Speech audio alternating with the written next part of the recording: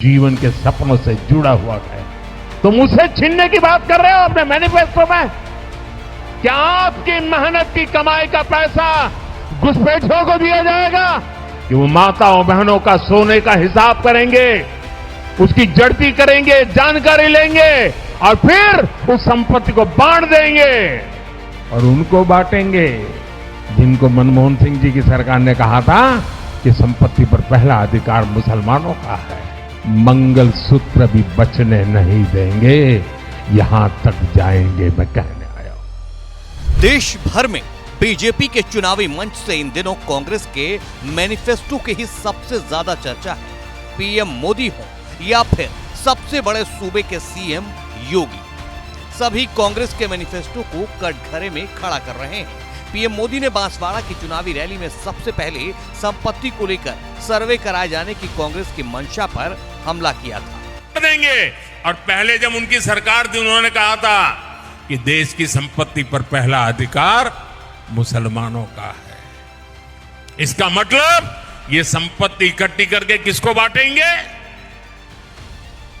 जिनके ज्यादा बच्चे हैं उनको बांटेंगे। घुसपैठियों को बांटेंगे। क्या आपकी मेहनत की कमाई का पैसा घुसपैठियों को दिया जाएगा? आपको मंजूर है?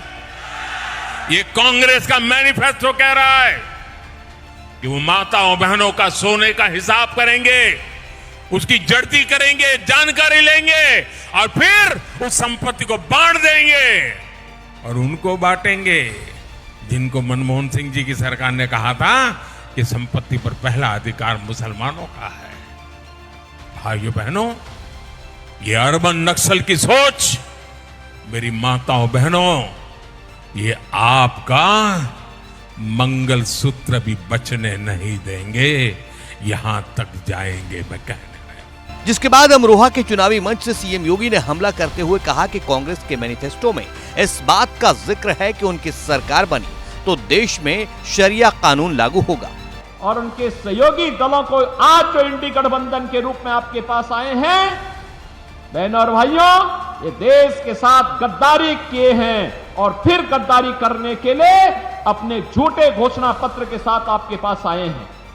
आज कांग्रेस का जो घोषणा पत्र है उसको आप देखेंगे, क्या कहते हैं? कहते हैं देश हमारी अगर सरकार बनी तो हम शरिया कानून लागू कर देंगे। आप बताओ, ये देश बाबा साहब भीमराव अंबेडकर के द्वारा बनाए गए संविधान से चलेगा या किसी शरीयत से चलेगा? भारत संविधान से चलेगा। बाबा साहब भीमराव अंबेडकर के द्वारा बनाए गए संविधान से भारत चलेगा, न कि किसी शरीय कानून से। इससे पहले सरगुजा की चुनावी रैली में पीएम मोदी ने कांग्रेस के मैनिफेस्टो पर हमला करते हुए इल्जाम लगाया था कि कांग्रेस के मैनिफेस्टो में मुस्लिम लीग की छाप है। आज जब मैं सरगुजा आया हूं तो कांग्रेस की मुस्लिम लीगी सोच को देश के सामने रखना चाहता हूं। और जब उनका मैनिफेस्टो आया उसी दिन मैंने कह दिया था, आज नहीं कह रहा हूं, उसी दिन कहा था कि कांग्रेस का मैनिफेस्टो पर मुस्लिम लीग की छाप है।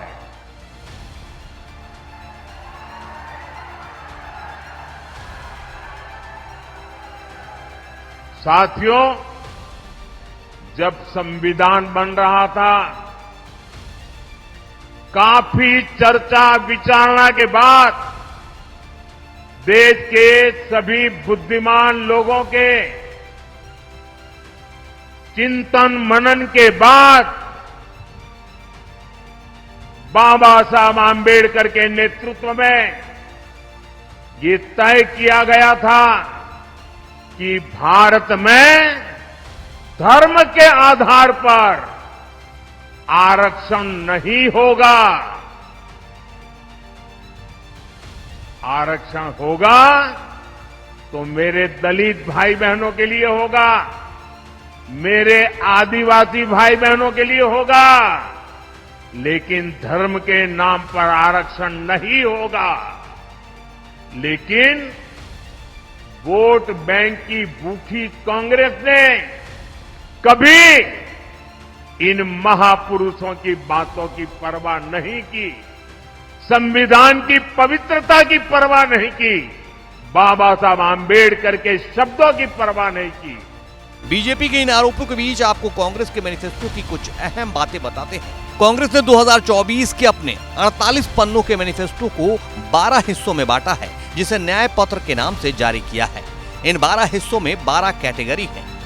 पहला, न्याय का संकल्प। दूसरा, हिस्सेदारी न्याय। तीसरा, युवा न्याय। चौथा, नारी न्याय। पांचवा, किसान न्याय। छठा, श्रमिक न्याय। सातवां, संवैधानिक न्याय। आठवां, आर्थिक न्याय। नौवां, राज्य न्याय। 10वां, रक्षा न्याय। 11वां, पर्यावरण न्याय। और मैनिफेस्टो के 12वें हिस्से में निवेदन है। तो सबसे पहले सामाजिक न्याय वाले हिस्से पर ही नजर डालते हैं। इसमें सामाजिक न्याय का जिक्र है। इसके पहले ही हिस्से में लिखा है, कांग्रेस राष्ट्रव्यापी आर्थिक सामाजिक जाति जनगणना करवाएगी। इसके माध्यम से कांग्रेस जातियों, उपजातियों और उनकी आर्थिक सामाजिक स्थिति का पता लगाएगी। जनगणना से प्राप्त आंकड़ों के आधार पर कांग्रेस उनकी स्थिति में सुधार के लिए सकारात्मक कदम उठाएगी। सामाजिक न्याय के कॉलम में आगे लिखा है, कांग्रेस पार्टी अनुसूचित जाति, अनुसूचित जनजाति, अन्य पिछड़ा वर्ग एवं गरीब सामान्य वर्ग को मिलने वाले आरक्षण पर 50% का कैप हटाएगी। कांग्रेस भूमिहीनों को जमीन वितरित करेगी। जहां तक अल्पसंख्यकों का सवाल है, कांग्रेस के घोषणा पत्र में लिखा है, कांग्रेस यह सुनिश्चित करेगी कि अल्पसंख्यकों को शिक्षा, स्वास्थ्य देखभाल, सरकारी नौकरी, लोक निर्माण अनुबंध, कौशल विकास, खेल और सांस्कृतिक गतिविधियों में बिना किसी भेदभाव के उचित अवसर मिले। कांग्रेस यह सुनिश्चित करेगी कि प्रत्येक नागरिक की तरह अल्पसंख्यकों को भी पोशाक, खान पान, भाषा और व्यक्तिगत कानूनों की स्वतंत्रता हो। कांग्रेस ने अपने मैनिफेस्टो में 28 नंबर पेज पर आर्थिक न्याय का जिक्र किया है। इसमें कांग्रेस ने राजनीतिक और सामाजिक न्याय की तरह इसे भी महत्वपूर्ण बताया है। इसमें कांग्रेस ने नौकरियां, स्वरोजगार बढ़ाने के साथ साथ कई उपायों को बताया है। इसी के 21वें नंबर पॉइंटर में कांग्रेस ने जिक्र किया है कि कांग्रेस नीतियों में उपयुक्त बदलाव करके धन और आय के मामले में बढ़ती असमानता का समाधान करेगी। इसी में आगे जन कल्याण शीर्षक में कांग्रेस ने लिखा है कि भारत की जनता आर्थिक तौर पर विभाजित है और अति अमीर लोगों का एक बहुत छोटा सा वर्ग है। इसके बाद मध्यम वर्ग है जो गरीबी रेखा से ऊपर है, लेकिन मध्यम वर्ग में नहीं आता। देश में 22 करोड़ लोग गरीब हैं। कांग्रेस इन पर फोकस करेगी। कांग्रेस ने नव संकल्प आर्थिक नीति का उद्देश्य भी बताया है। इसमें कांग्रेस ने लिखा है कि कांग्रेस न्याय संगत और समान अवसर वाली अर्थव्यवस्था का निर्माण करेगी।